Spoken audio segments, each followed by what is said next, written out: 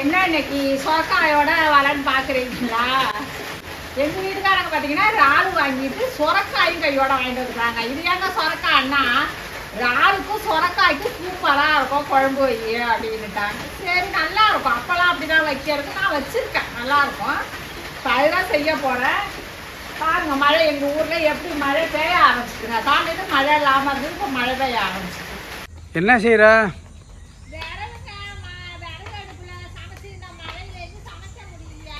ம்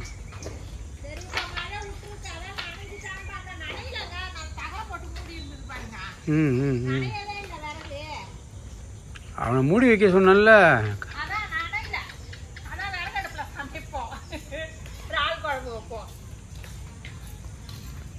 நனையவே இல்லை விறகு.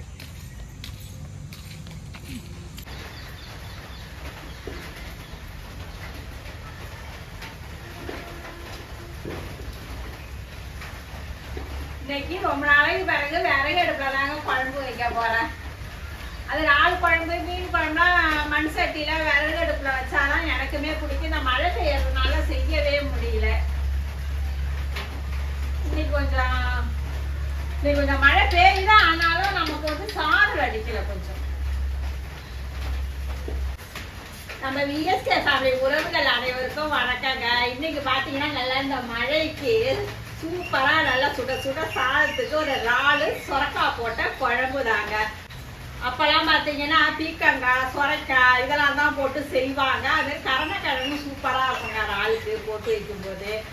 இது மாதிரி சொரக்காயோட இன்னைக்கு இறால் போட்ட அது விறகு அடுப்பில் மண் சட்டியில் வைக்க போகிறேங்க. வாங்க அது எப்படி செய்யறதுன்னு பார்த்துடலாம். எண்ணெய் நல்லா காஞ்சிட்டுங்க. இல்லை கொஞ்சம் வெந்தயம் சேர்த்துப்போம். நல்லா வெந்தயம் படபடன்னு பொரிய விட்டு, இது வந்து வெங்காய வடகம்.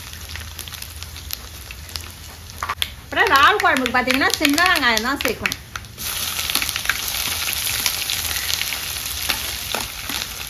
இறால் குழம்பு மீன் குழம்பு இதுக்கெல்லாமே கொஞ்சம் சின்ன வெங்காயம் சேர்த்து செய்யுங்க. அதோட வாசனையே சூப்பராக இருக்கும். இதில் ஒரே ஒரு பச்சை மிளகா, அந்த பச்சை மிளகா சேர்த்து செய்யும்போது நல்லா இருக்கும், அந்த வாசனை ஒரு சூப்பராக இருக்கும். அதுக்கு தான் ஒரு தக்காளி, ஃப்ரெஷ்ஷாக கருவேப்பிலை,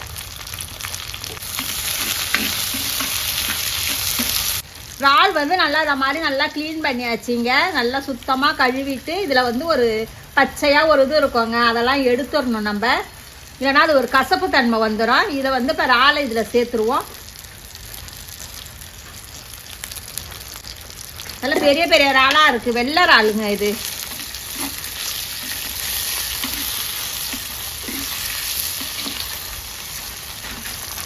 இப்போ இதில் வந்து நம்ம வந்து புளி கொஞ்சமாக எடுத்து இதை கரைச்சிட்டு வடிகட்டி எடுத்து வச்சுருக்கேன். இதில் ஒரு தக்காளி சேர்த்துப்போம். இது குழம்பு மிளகாத்தூளுங்க. இங்கே குழம்பு எவ்வளவு இருக்கோ அதுக்கு தகுந்தது சேர்த்துக்கணுங்க, புளிக்கு தகுந்தது சேர்த்துக்கணும். இப்போ கல்லுப்பு. இப்போ இதை எல்லாத்தையுமே நம்ம வந்து ஒன்று சேர்த்து அப்படியே கரைச்சி விடணுங்க. நம்ம மீன் குழம்பு, இறால் குழம்பு, நண்டு குழம்பு இதுக்கெல்லாமே ஒரு தக்காளி அந்த புளி தண்ணியோட சேர்த்து அதை அப்படியே கரைச்சிட்டு வைக்கும்போது குழம்பு நல்லா இருக்கும். இதை நல்லா இப்போ கரைச்சி விட்டாச்சு. எப்பயுமே நான் வந்து அரிசி கலந்த தண்ணியில் தாங்க குழம்பு செய்வேன். இப்போ இது வந்து ரொம்ப நேரம்லாம் இறால் போட்டு வதங்க வேண்டியல, குழம்பு கூட்டி வச்சதை இதில் சேர்த்துருவோம்.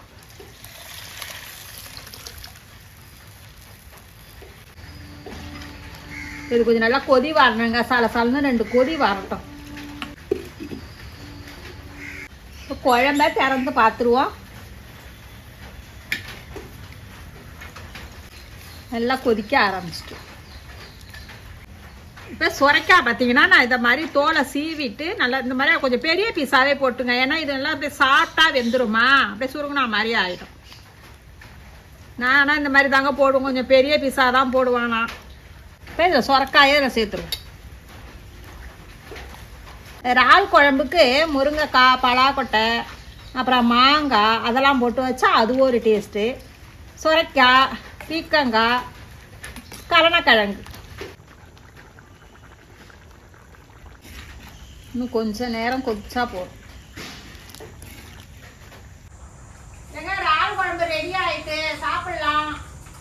சாப்பிடுவோம்.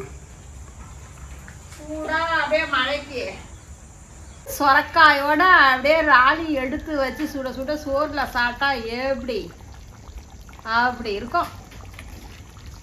ரெடியா? சாப்பிட்றோமாங்க? சாப்பிடலாம். சரி, சூடா சாதத்துல இறாலை போட்டு ரசமும் வச்சாச்சு. அப்படியே இந்த முட்டை பொரியலோட அந்த ரசத்தையும் வச்சு சாப்பிட்டா எப்படி இருக்கும். இது மாதிரி நீங்களும் ஒரு டைம் செஞ்சு பாருங்க. செஞ்சு பார்த்துட்டு எப்படி இருக்குன்னு கமெண்ட்ல சொல்லுங்க. ரசிச்சு சமைங்க, ருசிச்சு சாப்பிடுங்க. நாளை சந்திப்போம்.